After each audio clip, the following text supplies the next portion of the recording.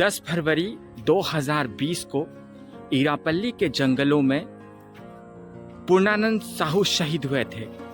राष्ट्रपति के द्वारा माँ बाप को शौर्य पुरस्कार दिया गया और निश्चित तौर पर किसी माँ बाप के लिए इससे फख्र की बात नहीं हो सकती कि शांति काल में मिलने वाला देश का एक विशिष्ट जो पदक है वह इस देश के लिए शहीद होने वाले किसी जाबाज के माता पिता को मिल रहा है। श्री पूर्णानंद कांस्टेबल जेडी 204 कोबरा सीआरपीएफ मरणोपरांत।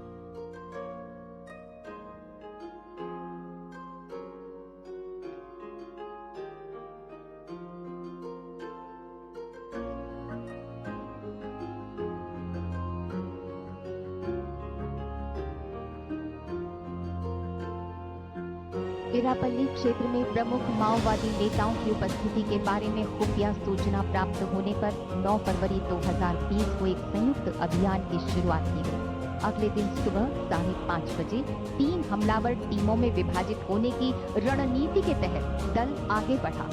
तभी टीम ने माओवादियों को आईईडी लगाते देखा।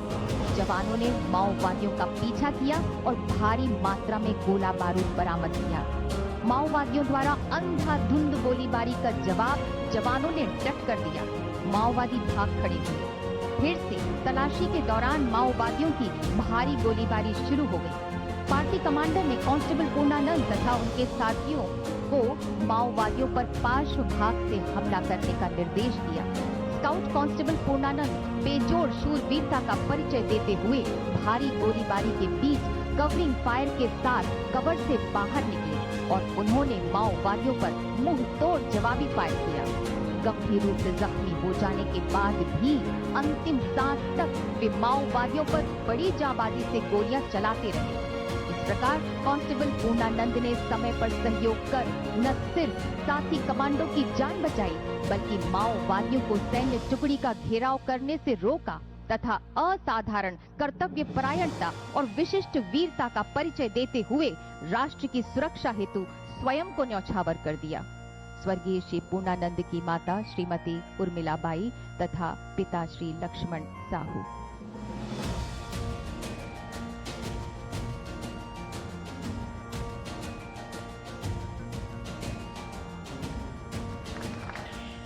देखिए, पूर्णानंद साहू कोबरा बटालियन में थे।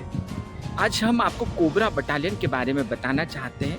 दरअसल ये जो जंगल है, इन जंगलों में जो नक्सली हैं वो नक्सली जो है गुरिल्ला युद्ध लड़ते, जो छुप के मारते हैं और छुपकर हमला करते सेनाओं पर।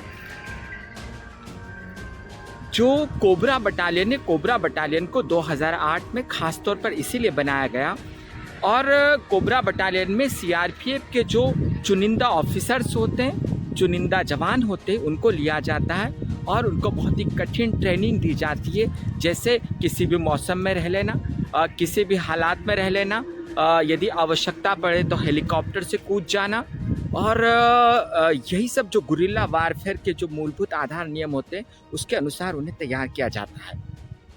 जब से कोबरा बटालियन बनी है और जब से छत्तीसगढ़ या जो नक्सली इलाकों में तैनात हुई है, तब से नक्सलियों को रोकने में बहुत मदद मिली है, क्योंकि नक्सलियों को उसी भाषा में जवाब दिया जाने लगा है।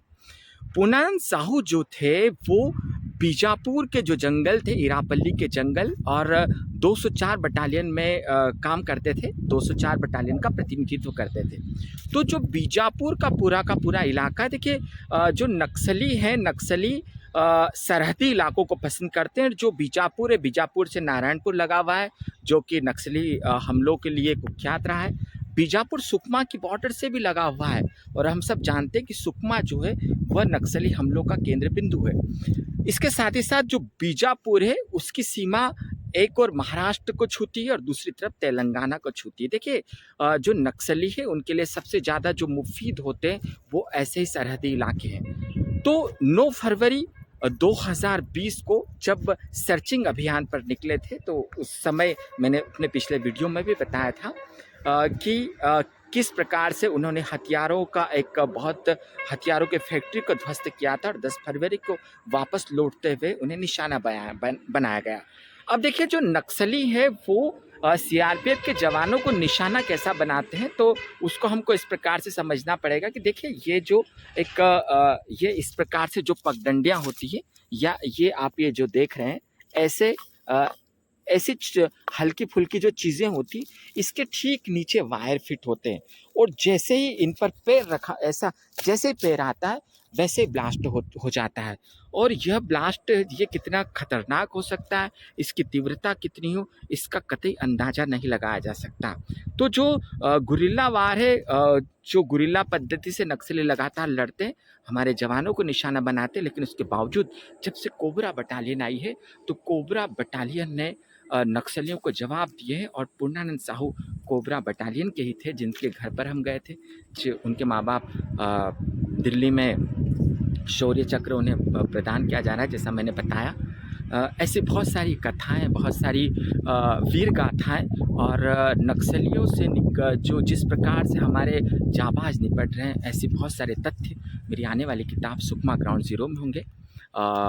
मैं ब्रह्मदी पल्लू ने आप यदि सीआरपीएफ के बारे में जानना चाहते हैं, नक्सली इलाकों में उनकी चुनौतियों के बारे में जानना चाहते हैं, तो इस चैनल को लाइक और सब्सक्राइब अवश्य करें। यह पूर्णानंद साहू जी का शहीद स्मारक है। इस समय हम छत्तीसगढ़ के राजनांद गांव के जंगलपुर गांव में है। ये जंगलपुर गांव जो है राजनांद गांव से तकरीबन 10 किलोमीटर दूर है, जो नागपुर रोड पर है।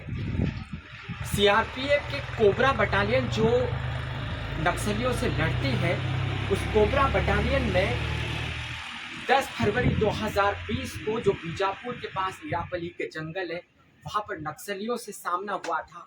और नक्सलियों ने जो एम्बुश लगाकर सीआरपीएफ के जवानों पर हमला किया था, उस दौरान पूर्णानंद साहू जी ने जिस शौर्य का परिचय दिया था, उसी के कारण इन्हें शौर्य पुरस्कार से सम्मानित किया गया था।